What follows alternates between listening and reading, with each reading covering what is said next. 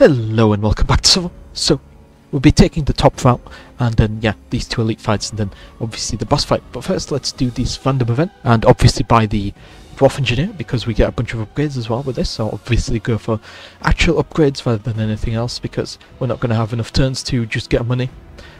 This would be really nice, but I just really need it to deal damage, and yeah, unfortunately, I don't have enough levels up to actually get everything that I want. Okay, so we're playing against the Chaos faction, and it's the Sorceress Mage, so as always, they're going to have, you know, my favourite unit, the large demon guy, so I'm going to try to aim for him immediately to get rid of him as soon as possible. That is the tradition on this channel, to immediately kill the giant demon as soon as he appears. Cool. Okay, right, so there he is. He's on the completely opposite side of the map. That's perfect, you know. I'm going to move like this, and then I'm just going to fire on him. Try to get rid of him, the Archdevil. We don't reroll. Yeah, okay, yeah, we don't reroll once, so that's a bit of a shame, but that's fine, because I can just turn this around and just fire on him anyway. With this, well, mortar, I guess. Cannon mortar, whatever you want to call it, but that's a lot of attacks going his way, and he's going to miss a few. Yeah, there he is. And he's gone. The Archdevil is immediately gone. That's really good for us. That's it. I'm going to fire on the Devil Spawn, because they're a bit closer, so they're a bit more of a threat. So I'm going to deal with them first. And then, obviously, for these guys, I'm just going to overwhelm them with fireballs, because that's the plan, I guess. So, obviously, let the halberds take charge from the Abyssal Knights, because the Abyssal Knights are, in fact, quite a strong unit. So I don't really want to be engaged in melee against them. But the good thing about this army in its entirety is the fact that it's rather, how do I put it? But the entire army is rather like, you know, it's very elite fighting force. So it's very easy to kite these units, and it's very easy to have more units than the enemy. So it allows you to a bunch of fun stuff. You know, like, you know, instead of if you want to watch the enemies move. So if, for example, if the enemy Archdevil was over here and I couldn't shoot him behind the forest, I could just like spend a bunch of turns where I just select the Imperial Halberd and I just end the turn and don't move here whatsoever, and then just wait for the enemies to move. So that's something that you can most definitely do if you want to do that. That's very nice. So, and I guess I can. Who can I give the hammer to? I mean, everyone's kind of upgraded, aren't they? I mean, yeah, sure, it would be nice to upgrade them slightly more, but it's a bit unnecessary, isn't it? It's and yeah, it's just upgrading is just not necessary right now. So cool, that's another horseman gone. Entire model. They got 2 wounds each, but the biggest threat obviously comes from them, like from their 5 defense. Yeah, 5 defense on each horseman makes it very tanky indeed. You know, this guy is actually quite well upgraded, so I'm just going to put a bunch of my abilities on the mortars and hope for the best. But it's yeah, it's a bit unnecessary, isn't it? So here we are anyway. Move up all the way over here, and then use obviously the archers on these, you know, devil spawn or whatever they are, because yeah. They have less defense. They only got 3 defense, so their strength comes from the fact that they're kind of like a berserker unit. So, you know, if you get a bunch of attacks off, then obviously they're not going to have a fun time, are they? Probably aim the cannon towards the Abyssal Sorcerer, because she has like a massive unit of Abyssal Knights. So that's what I'm going to do. And turn here. Right then, cool. I'm just going to, yeah, use my abilities to just fire on these guys and then just move back, because no reason to engage them in melee, because they're devil spawn, and you know, they deal way too much damage in melee, so I'm just going to avoid that. Another thing that I probably need is to get the engineer over here. I need to get him some sort of like a gun or something, so then he can also fire from range. So it's really nice having the reroll ones. There we go, cool. Right then, yeah, I'm just going to walk around from behind. That's very nice. Cool, so yeah, I just wanted to talk about some other stuff that I found on YouTube, I guess. So there was this guy on YouTube that's called like Zach D Films, and he makes these like really interesting like animated videos. You know, I've just been watching them, and it's basically stuff like you know, what happens when you pop a knuckle or something like that. So it's really really well animated 3D animation, and just, you know, what happens if you crack your knuckles? What happens, you know, if you know what would happen if you took your lungs out of your body, stuff like that. But it's really just educational stuff. So, you know, he's like showing you the size of internal organs, you know, how much blood a human has inside of their body, stuff like that. It's just really interesting videos, you know, that he just animates, and it's just something that I feel, you know, is quite interesting, and you know, just wanted to talk a bit about it, because especially the animations, I really am like a big fan of, you know, well done animations. And yeah, so what else have I got to talk about? So how an egg is formed, stuff like that. Just educational type of content is really interesting. So just going to fire on this Abyssal Sorceress and try to get rid of another knight. Yep, there we go, that's really cool. Very nice indeed. So just the Sorceress left against my Imperial Wizard. Maybe I'll even charge in the Griffin in on the side to prevent her from being able to charge into me. That's also very nice. And as for here, I'm just going to move slightly over here. And then yeah, this guy basically can't charge me. Cool. Very nice. So yeah, this guy's just going to sit over there. Cool. So what else have I got to talk about? So there was some chess drama, believe it or not. So this is very serious chess drama, and you know, you have to be 100% serious over here. So basically what happened in the chess world was that there is a clause in the chess rules that basically allows you to win even though you run out of time. So you know, sometimes when you play chess or based on a timer or a limit, you can in fact run out of that time limit, and you know, there is a clause that allows you to still win even though you run out of time, and it's called the insufficient losing chances. So basically, if you're like winning a chess game, so even though you spent all your time and you didn't appropriately allocate your time, you can still win simply by coming out and saying that there are insufficient losing chances, and you can force a draw. So you can admit that you didn't win because you spent too long doing whatever it is you were doing, planning out and stuff like that.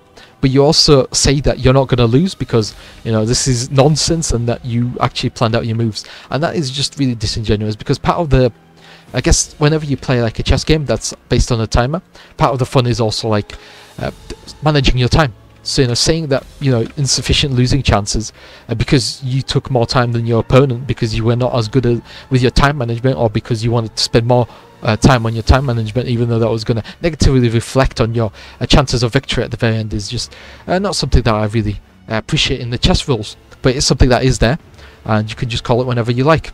Give one extra charge to Radiant Shield. That is very nice, isn't it? I guess extra money, post-battle income, I guess, is also nice. Yeah, sure, why not? Let's take Radiant Shield. I don't know when I'll use it, but yeah, sure, why not? Additional wounds on the dragon. There was no point in getting anything else. No point in money or anything like that. It's also, yeah, sure, why not? Additional level of recruitment. I mean, well, why not? Why not? I'm going to still be buying like an extra unit, so we'll see how well that works out, won't we? So, and then do some upgrades over here. Units reroll ones. Yeah, sure, why not? I really have to start upgrading these guys because we're getting really close towards the Act 3 boss. And yeah, let's get more models on these guys. The more archers there are, the more we can overwhelm the enemies with our numbers. So cool. Very nice. And then let's go to the next elite fight. Okay, so fighting against the Vatmen now. So I guess I will also wanted to talk about some serious drama in the 2x2 Rubik's Cube Championship. I know, it's absolutely dreadful, the sort of stuff that's been happening in the 2x2 Rubik's Championship, and I really think that I should get this off my shoulders. The seriousness of the situation. There have been allegations that people have been cheating by basically the 2x2 Rubik's Championship. They have their timers set on this like a board that you put your hands on, and you have the Rubik's Cube just in front of you, and basically as soon as you lift your hands off, you can start solving the Rubik's Cube, right? That's the basic gist of the entire situation. So that's what they use to basically judge time, and it takes like less than a second for most people to solve these Rubik's Cubes within the championships.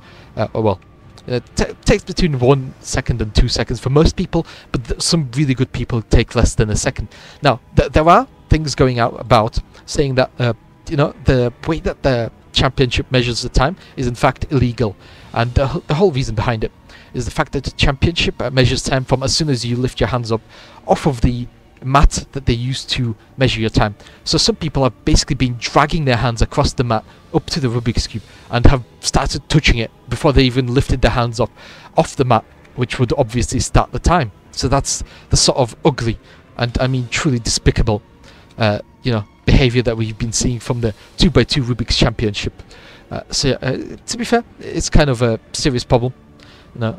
Whenever you're trying to get some sort of consistency within the within times and things like that, having somebody take a 0.15 second advantage by simply lifting their hands later on is definitely a bit it basically breaks the consistency, and it makes some people think that they basically just really unfair, and the community has agreed that it's an unfair strategy, but the people that basically run the championship, I don't know what they're doing, but the drama basically stems entirely from the fact that the people running the championship, they basically weren't really interested in this problem, and then when the entire community basically rebelled against them. A bunch of people like left basically a bunch of the sportscasters, they left the championships and stuff like that. So when all of that happened, the people in charge were like, okay, we have to do something about this. So their entire solution to the whole problem was to basically fix the rules, but only from a specific time period. So that if you cheated before the rules were implemented, your time is fully legal, and nothing bad is going to happen to you. You'll still be the world champion and stuff like that. Even though people are like, the world champion cheated and he got the 0.15 second bonus because he dragged his hands across the table. So stuff like that. I'm going to shoot these Skulkers over here because I don't want to get rid of this guy because he's still blocking the Vatkin Warlock from just moving in between here. So yeah, it's better for me to just... oh well, I guess he's not blocking as well as I would have hoped, but it's still better than just anything else really. I'm going to keep these guys here, should I? I guess I'll hex this guy and then let my Imperial Wizard deal with him on a dragon. So that's better, isn't it? As for this, I'm just going to move found and escape. Cool. Yeah, showing up that guy. He can also, try to charge after me, but I'm just going to escape. And these guys, okay, that's fine. I don't mind that. Okay, yeah, so they're just barely charging after me. That's fine. I'm just going to get rid of these Skulkers, and then I can, continue kiting these guys maybe, or maybe let the halberds be charged. Because yeah, the halberds do have good rolls against those guys. Very nice. Get rid of some of these guys. I guess getting rid of the Vatkin Flamer is nice. Although the Vatkin Warlock is also just lowering his units is also technically quite good. I guess I'll get rid of the Flamers because I don't really want to deal with the D3 that the Flamer is going to throw my way. So, and especially considering how powerful it is, so, just get rid of it. It saves me a lot of time in the future, doesn't it? And this, yeah, the Dwarf Engineer actually did well over here. That's very nice. Okay, cool. I really hope that my, dragon does well over here, and it does do okay. Not enough to get rid of the Monstrosity though. Monstrosity is still in the fight, so that's a bit of a problem. And yeah, I'm gonna skip charges. I don't really want to charge anything right now. So yeah, what do I want to do? I guess I would have liked to shoot the Vatkin Alphas, but that's not on the table right now. So that's a bit unfortunate, isn't it? So I'm just gonna hex this guy again, reduce his power, and then obviously that means that the dragon has got better saves against him. That's basically what's happening over there. And yes, I'm going to flame these guys in the back, and hopefully that's... yeah, there we go, that got rid of him. That's so nice. Because that means I don't have to try charging them or anything like that, so it just saves a bunch of time. Shoot these Vatkin Warlock units, that'll be really cool. And obviously hex them as well. And then the plan here is that I can get rid of the Vatkin Monstrosity, and next turn I can just give these guys Radiant Shield, and hopefully that helps them deal with these Vatkin Warlock and his entire retinue. So that's the plan anyway. But yeah, we'll have to see what we... So apart from the 2x2 Rubik's, drama, there's been some stuff on YouTube that's, again, relating to AI. So, everyone knows about the AI slop channels where, it's just, you basically like an AI generated like bit of a clip, and it's basically just like a guy talking in like a Confucius or something, like a Winston Churchill talking about quotes or something, and then usually not even like his real quotes or anything like that. So we all know about that sort of stuff, but what you might not know is about the propaganda from North Korea that's being made with AI, and it's specifically targeting TikTok, which is quite a good audience, I'm not gonna lie. So yeah, and there's also some of it on YouTube, but it's mainly like TikTok and stuff like that. So these really fast algorithms and stuff like that. So like YouTube Shorts, stuff like that. That's what it targets really, because usually it's the younger people that watch that. I mean, like I'm quite young, so it's I wouldn't exactly say that it targets me, because it targets slightly younger audiences. I'm in my 20s, so somebody like between the ages of like 10 and 18. That's usually what these AI channels usually target. And this North Korean propaganda, basically, it's the reason why I wanted to talk about it specifically, because I don't know what they trained the AI on, but the AI is like having a really weird habit of like showing the propaganda, saying that it's really nice to live in North Korea, and then the AI basically proceeds to I'm going to buff up the halberds because I don't actually have full faith in these Imperial Archers. But yeah, the AI then proceeds to like end the video off with like an advertisement for supplement, supplements, you know, like healthcare supplements, stuff like that. And it's just so odd. It's like the oddest advert that I've ever seen. And, you know, it's just really interesting, I guess, that, you know, this is where we live. Yeah, that North Korea is just using AI to create propaganda. Just kind of interesting, I'm not gonna lie, just a little bit tidbit of information. Yeah, the Vatkin Alphas, they're not the strongest, I'm not gonna lie, especially considering that they don't get the healing that the Trolls do. Yeah, the Trolls getting healing is very powerful. I'm gonna charge this large unit in the side and charge it from the, yeah, in the side and in the rear. That's what I'm gonna do. I'm just gonna charge after. No, I'll leave the Vatkin Alphas over there because I can just, you know, shoot them with cannons, can't I? That's the plan anyway. Hopefully deal with them. I'd prefer for this wavering to change to routing. That's the plan anyway. Oh wow, that's a lot of damage, isn't it? Yeah, it is. Yeah, come on, have to be routing soon.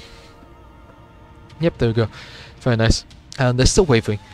Okay, I mean, okay, yeah, okay, why not? Yeah, give these guys British shields, and then the Vatkin Chieftain does it immediately. Oops, get rid of them. So, let's see. And yeah, these guys, they're out. A bit unfortunate, but we're going to take healing this turn, so it doesn't really matter. So that's really cool. So get rid of them slowly. Yep, nice, cool. Very nice, got rid of them. Cool. That's, yeah, there goes the Vatkin Chieftain as well. Very nice. So yeah, apart from that, I guess let's talk about, yeah, Dragon Age Veilguard. Yeah, a lot of stuff has basically come out about the game, and you know, the character editor was shown in more detail, and you know, how plastic it looks and everything like that. So it's just yeah, I don't know. It's I guess it's an okay look for the game. I mean, it's definitely not grimdark from the previous games, which, you know, I guess the game developers wanted to change direction. I mean, it's like, you know, Battlefield slowly becoming more like Call of Duty over time.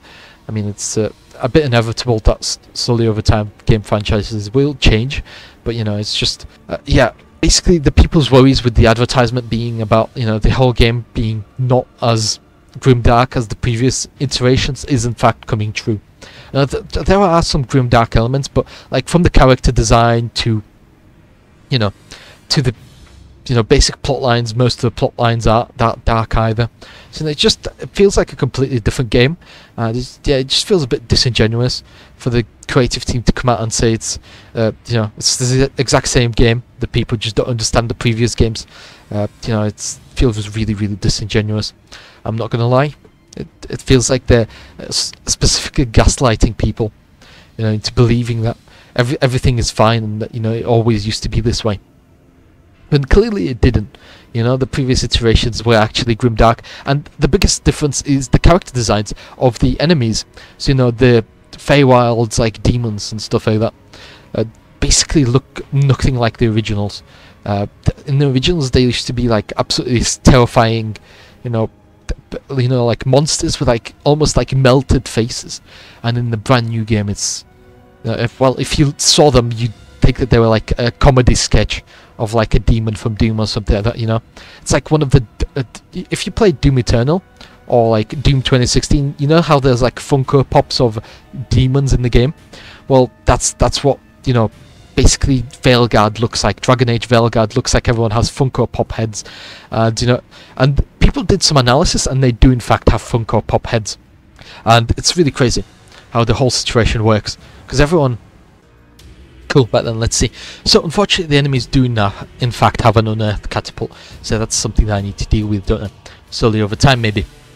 So, but, well, yeah, someone did an analysis and the characters in Dragon Age Veilguard do in fact have Funko Pop heads, because their heads are in fact 20% larger than, you know, they should be.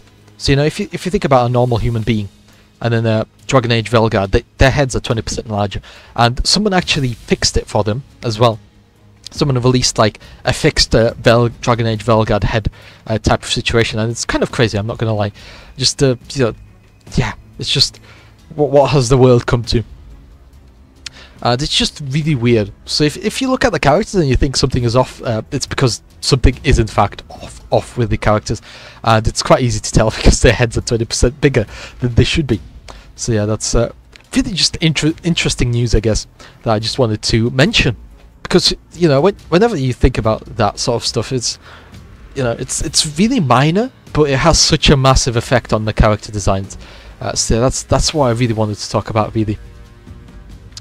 So yeah, just something really interesting, and something that affects the gameplay just drastically. I'm still waiting for these guys all the way over there to make their way down, because then I can shoot them with my cannon and hopefully deal a bunch of damage. So that's the plan anyway. I'm going to fireball this Warlock because I just don't like him, and he does in fact have mist. Yeah, he does. He has Hex of Ruin? Well, yeah, I don't actually know. I don't actually know what he has. But he has something that basically protected crew, yeah, but okay, cool. Yeah, that explains it. That would explain it. Protected crew would in fact explain the basically defenses that they have. Cool. I don't know.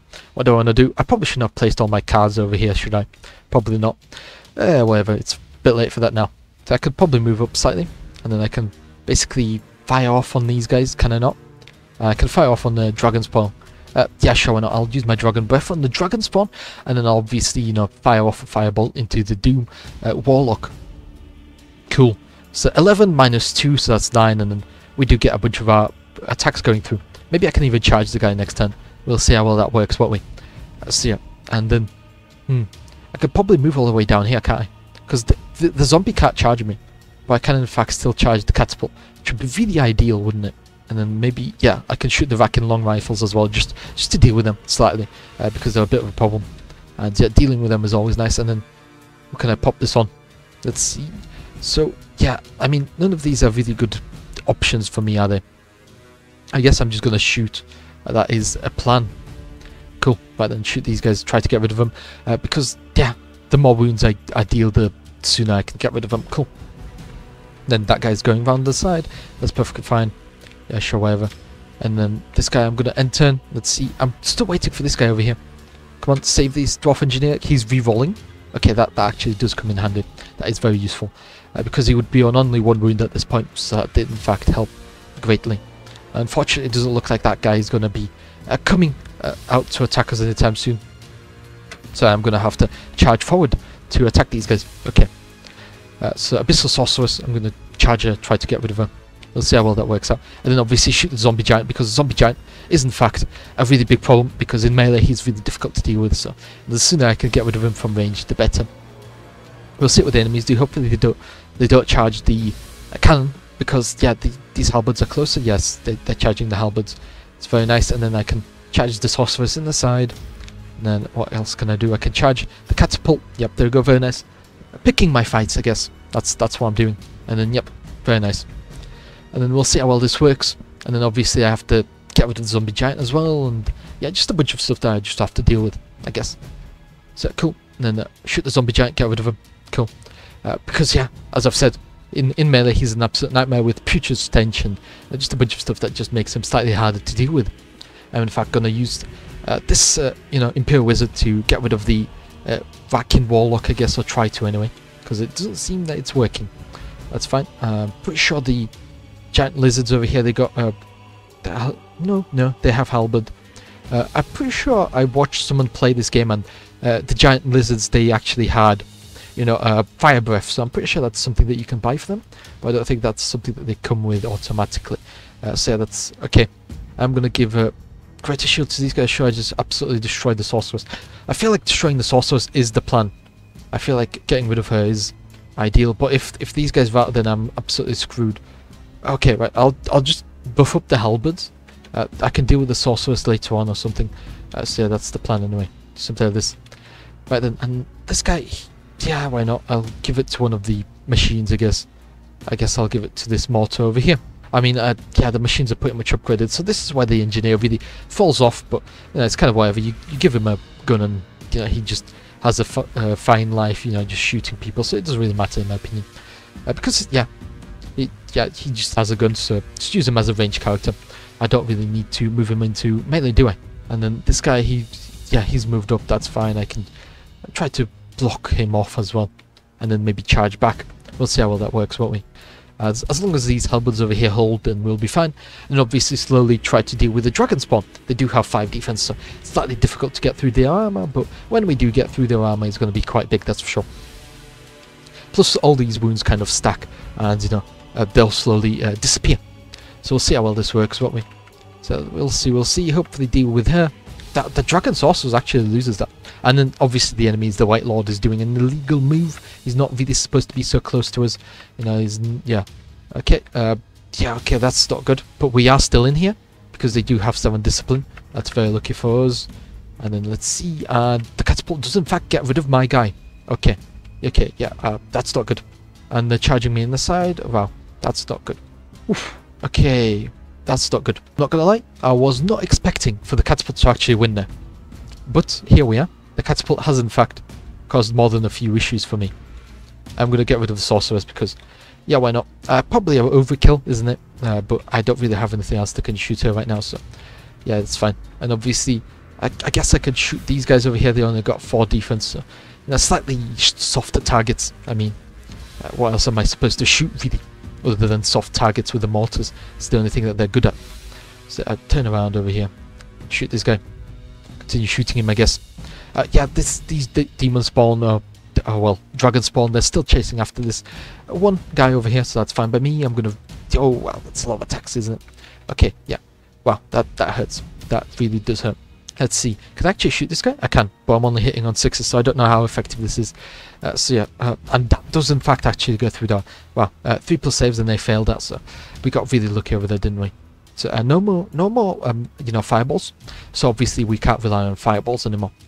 So as always, I'm going to kite the enemies. Who am I going to give this to? I'm going to give Divine Favor to this guy over here because the Imperial Wizard really needs it. And I'm going to just absolutely nerf these guys with Greater Ruin. Cool. Deal with it like that. These are, you know, horses are going to move all the way over here to prevent the, you know, White Lord from trying to move past the halberds if the halberds fail. Although I feel like the biggest problem is over here, where the enemies are most likely going to charge into one of my cannons, which is a bit unfortunate, isn't it? An unfortunate set of circumstances. And then the White Lord's gone. Wow, that's really nice. Very cool. And then the dragon should do quite well over here. And then obviously the crumbling is going really, really nicely for me. We'll see where the horses go. They should. Okay, they're targeting a mortar. That's. Yeah, I don't know. In this situation, I don't know. Would I like a mortar, or would I like to have these guys over here? We'll never know. We'll never know. Shoot the legionaries, I guess. Cool. Deal some more damage to them, and they're turning around to try and attack me. Right then. Yeah, I guess I can, in fact, yeah, shoot these guys. Shoot the legionaries. Try to get rid of them. And then yeah. Although I would like the dragon spawn to walk around the long way because then my cannon can shoot them, so we'll see how well this works out. We'll do some tethers. Okay, so unfortunately they're not in a good position for me. Okay, yeah, that's unfortunate, isn't it? I would have preferred for them to walk over, but yeah, that didn't happen. Okay, at least these guys won't be charging into me after they get rid of the mortar because you know the cone is just outside, so it'll give me some time to think a bit more about my choices and where I can go. So get ready to ruin the Dread Knights again. So I can just shoot the legionaries, hopefully deal some damage to them. Very nice. I got quite good rolls there, and the enemies failed their saves. That was very nice indeed. And then a side charge, that's really nice. There we go. And then I can move around the side, around here, then attack them in the back maybe next turn, maybe some other turn. Really nice. Right then, let's see. So again, the dragon showing its worth. Yeah, the dragon is very tanky, especially with extra defense. Yeah, it's just so good. 6 defense is very nice. And then the cannon, yeah, the mortar, I guess. And this is what I mean. The enemies can't exactly attack us because the cone is just nowhere close. And I can charge these guys in the side. And charge this guy on the other side over here. Very nice. That's how it works, I guess. So let's hope the dragon survives this. I mean, anything could really happen. It can obviously shoot the knights over here. And okay, yeah, that's really good rolls for our part. And then yeah, we just got rid of so many knights. That's so nice. Now the knights are really scary because they're the abyssal knights. So they got quite good defense and they got quite good skills, and they also got the war banner +1 combat score. So yeah, it's really difficult to win against them. But here we are, absolutely demolishing them. Very nice indeed. So and yeah, demolishing the enemies before they even reach us is appearing to be a really good strategy. Who would have thought that, you know? But to be fair, we also got quite lucky that the enemies didn't have that many fast-paced units because, you know, usually they have like 3 to 4 cavalry units, and this time they only had like 2 of these Abyssal Knights, and, you know, the Abyssal Knights over here So yeah, Dread Knights and Abyssal Knights, that's the only really fast units that they had. So we got quite lucky on in that regard, that they didn't really have like 3 fast moving units, you know. And also the Dragon Spawn, they're not all that fast, you know. Because if they had like giants combined with, what's the correct word? Combined with cavalry units or monstrous cavalry, then they would have been a lot scarier.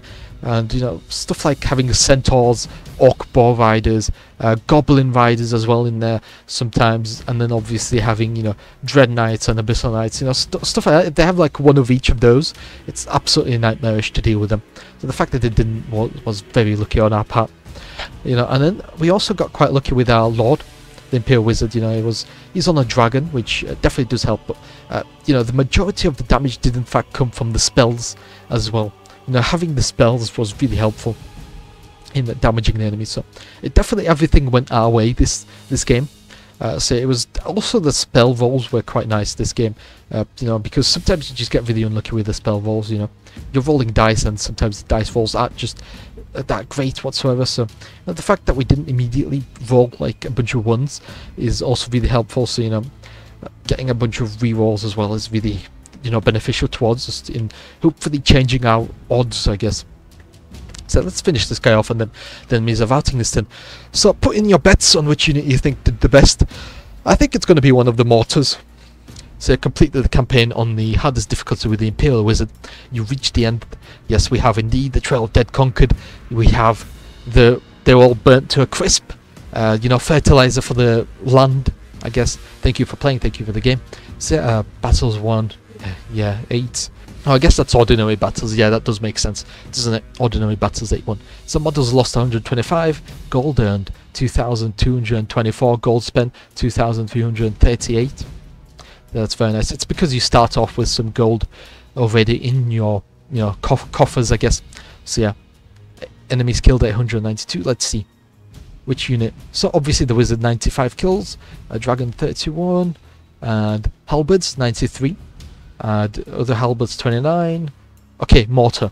Second hate on guns, Imperial Mortar 196 kills, and then the cannon 129 kills, and then the newer mortar is only 54 kills. But the Imperial Archers come in second place with 150 kills. So yeah, there we go. Don't forget to leave a like, subscribe, and I'll see you next episode. Bye bye.